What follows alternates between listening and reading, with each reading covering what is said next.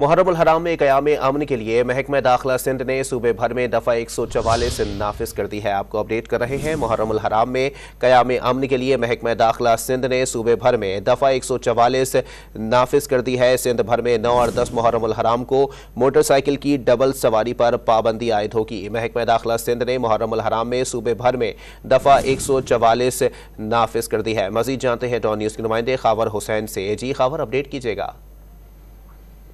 मुहर्रम उल हराम के सिलसिले में महकमा दाखिला ने पाबंदियों का नोटिफिकेशन जारी कर दिया है। महकमा दाखिला सिंध की जानिब से सूबे भर में दफा 144 नाफिज की गई है। सिंध भर में 9 और 10 मुहर्रम को मोटरसाइकिल की डबल सवारी पर पाबंदी होगी, जबकि सिंध भर में मुहर्रम के दौरान असला लेकर चलने पर भी पाबंदी आयद की गई है।